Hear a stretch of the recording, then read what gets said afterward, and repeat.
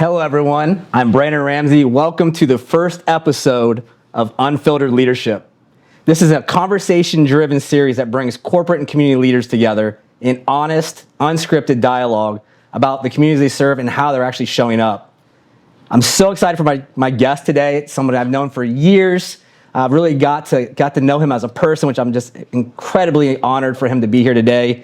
He's a veteran. He's an entrepreneur, a workforce strategist, really focused on shaping Arizona's future talent pipeline.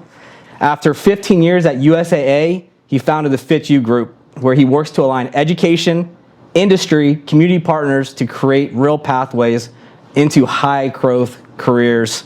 If that wasn't enough, he's building a nonprofit focused on creating durable, AI-resilient employment, pathways for veterans, transitioning service members, all of the above. He's doing everything.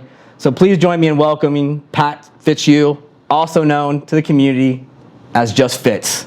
Fitz, thank you so much for joining me today for the first episode of Unfiltered Leadership. I couldn't have asked for a better guest, so thank you so much for coming. Thank you, Brandon. And I told you before, I hope that this is your worst episode ever. But in a good way. In a good way, because I'm excited to see you just continue to improve in what you're doing here. Yeah. So thank you for having me. Of course. And you've been such a pivotal person in the community, not just representing USAA, but the West Valley Mavericks, the City of Phoenix Workforce Board. You're involved in so many different things for your personal passion. Mm-hmm. So let's take all that off. Who are you as a person? Like, who is the Fitz? Who is? Yeah, I mean, I grew up in West Phoenix, went to Alhambra High School, grew up in a single parent home with my mom. I grew up in a largely Hispanic neighborhood. I played a mariachi band. Okay. De Leon's. Are there videos of this? Can we? Maybe some old photos or something. If we get it, we'll share it. 100%. I played in with the vihuela and the guitarrón. Okay. And I've loved everything about the Hispanic community growing up around it. There was Miss Mary or Maria down the street, and she took care of all the neighborhood kids and combed the hair of some kids who were always sloppy. And so I'm excited to be here. So thank you for having me. Of course. And, obviously where you grow up and that experience also drives your community impact and your desire to help in different areas. And yes, you're a veteran, but you're also really focused on those underserved communities and the communities that you grew up in. Yeah. Has there ever been a pivotal moment in your life where you really saw the need of a community, especially the community you grew up in? Was there ever that moment or experience that you had? There were a lot of moments.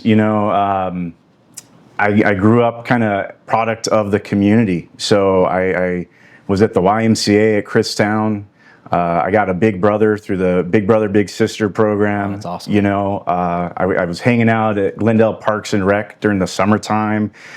So I think a lot of those community organizations really started me at a young path on this idea of service and leaving a legacy and something bigger than yourself, because I knew at home I didn't really have a lot of that support and structure. So just incredible people in the community just poured into me. They saw the potential in me, and they made sure that I knew that there was something more that I could be. So you really felt that community aspect, and especially in that area, in that community.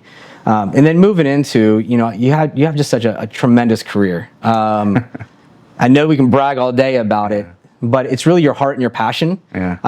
And I'm fortunate enough to be able to serve on the City of Phoenix Workforce Board with you, and your passion and your attentiveness to truly say, how are we utilizing for this workforce? Yeah. What was the main driver on saying, I see a huge gap in the workforce solutions? What took you into, I'm going to do something about it, and here's how I'm doing it? Brandon, the two rules I kind of try and share with everybody is, one, be a lifelong learner. I think the moment that we say we've got it figured out, then that's where we stop. We stop growing. We stop being, more impactful. Two is to show up and be present at the things that are important to the people around you. So I always saw the importance of, volunteerism and giving back in the community, even if it wasn't something I directly saw. The people around me cared about it. Yeah. So, and what started to happen was the things that they were passionate about, I started to become passionate about. I've got a really unique perspective after a wonderful career with USAA, Fortune 100 bank and finance company, developed a lot of incredible skills. But really the mission of the organization is what made me show up each and every day. Yeah. You're 9 to 5, you're not always going to love it. So in the good days and the bad days, I found that you have to have something to get up out of bed for, and a paycheck's not always going to be it. So for me, it's really about that deeper meaning, leaving that legacy. So, other roles I currently support, I'm still on the Greater Phoenix Chamber as board of directors. I'll probably be coming off that in the near future. I sit on the Arizona Department of Education on the commission for CTE. Oh, yeah. With quality control kind of oversight of the finance, CTE programs. And then the work we do with, workforce development, that's under the federal funding program of WIOA. And so I've been able to really work in a lot of very complex systems. With USAA, they do banking, insurance, life, health. There's a reason most companies don't do it all together, because it's very complex. Yeah. But the military almost gave me that background too, where I was working with joint forces, I was in the Air Force, but I got to work with Army and Navy in tandem. And oh, by the way, we're also working with multinational forces. We're working with our allies at the same time on missions. Yeah. And so I've been lucky to be in the opportunity where I've lived in very complex environments. And I think a lot of times it's about bringing simplicity and clarity to the situation. Right. And right now, the Arizona workforce system, there's a lot of opportunity. We're famous as a community of being siloed in different parts. When Phoenix was founded, it was very anti-government, it was very self-reliant. And some of that still kind of holds over today. And so, see a lot of people come in with their culture from the East Coast, and that just doesn't exist out here. Yeah. I think people are surprised actually how fast things move out here, because people have the innovative spirit and they want to build and they want to go and do. So just as an outcome of that, there's just a lot of silos and not a lot of horizontal structure to bring these systems together. Right. So that's why I founded the Fitzhugh Group. That's why I'm stepping into the workforce space. My goal is to make the Arizona workforce system the best in the U.S. Yeah. I think we have to have those moonshot goals. Right. Again, that purpose on why we get up in the morning. So when I tell people I want to fix the Arizona workforce system, they look at me like I'm crazy. The bug eyes. We've been trying this for years. Why and then there's just conversations start about all the reasons we can't and all the problems there are. And, my mindset is, how do we get to yes? How do we get to that future?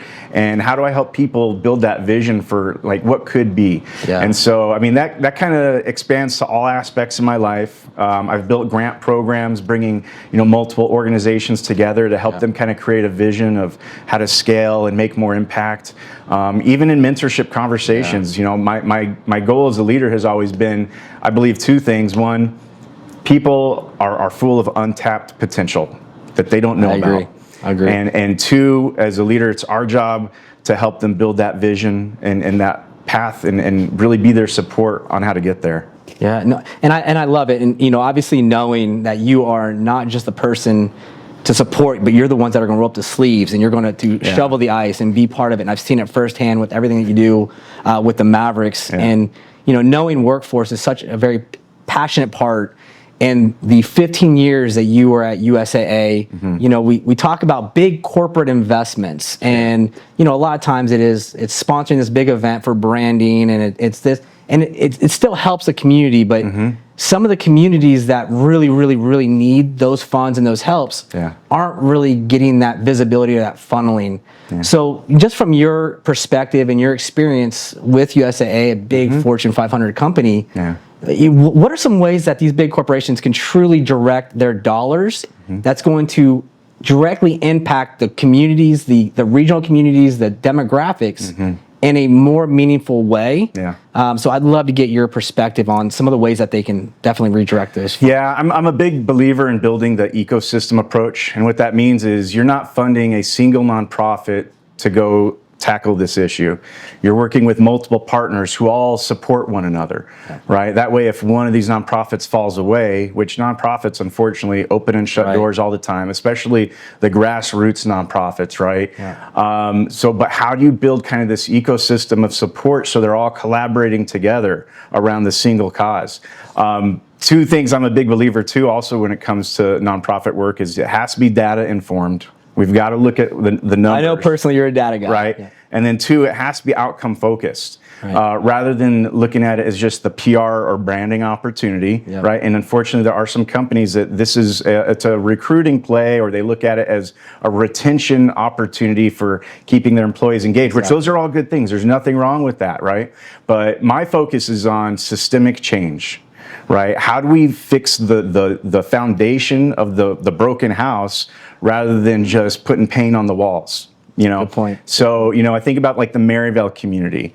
To make an impact in Maryvale, man, you need those grassroots small companies, but a lot of them, they are so busy doing the work that they don't think about how to operate their nonprofit, how to scale their nonprofit, how to get ready for grant dollars that are potentially there. And I think that's our opportunity, is to spend our time. What I try and do is, you know, join the board, not to be a tourist, but to roll your sleeves up and to, you know, bring them resources. Does your company have tech talent that can help them build out their website? Absolutely. Do you have experts in your large company on, you know, finance and accounting? Absolutely. Help them, you know, invest the time of those skills and the expertise of the people you hire and put that into the community, not just the paycheck, not just the logo on a basketball court. Right. Again, I'm not talking poorly about any of these things. These are all needed, but we have to go deeper in how we are supporting and how we're working with the community. So back to, you know, my rule number 2 is, you know, show up and be present, show up where the needs are, listen to the community. That's a big one. Yeah, and because you can go 4 miles down the street, you know, you can go from Indian School down to Glendale Avenue, and you're going to have a different approach. Right? The schools might have a different relationship with the local communities. Maybe it's the churches. You have to figure out who has that influence and where are the major hurdles with the individuals there who need the support. Awesome. So just one sentence. Yeah. Oh, man. One sentence. Good luck. And this was actually shared. If your life was a movie, would you watch it, yes or no, and why? Oh, man. Absolutely. Absolutely. One, I've done a lot of stupid stuff that, you know, I barely survived. Yeah. You know, as a teenager, in the military, and I'd love to rewatch some of those moments and just see like how close I was, you know. So yes, watch it. Yeah, and then two, it'd probably be a comedy most of the time. You know, I'm a lighthearted guy. I try and bring, you know, humor to most situations. Yeah. But three, I definitely want to watch. I'd want my kids to watch it just to see where I've come from, the failures I've had, the people who believed in me. I am not here by my own you know, skills and capabilities. One, it's God above. You know, it's my faith in Christ that's really you know, helped me in my hardest moments. And I would love them to be able to watch those moments and see how my faith and the people around me helped me out. Oh, it's awesome. And, you know, just for everybody that's watching right now, I did take that line from Seek. She's Badass Do-Gooders. It's an awesome organization. So just letting her know, I did take it. It was such a great idea. But Fitz, thank you so much for joining me in this first episode. They'll only get better. They'll only get better, but I couldn't have asked for a better guest, a better person, a better human being to be in the seat with me. And I'm excited for the next episode of Unfiltered Leadership. Hope everyone joins us. Fitz, you're amazing. Can't wait to see this episode air. Thank you, my friend.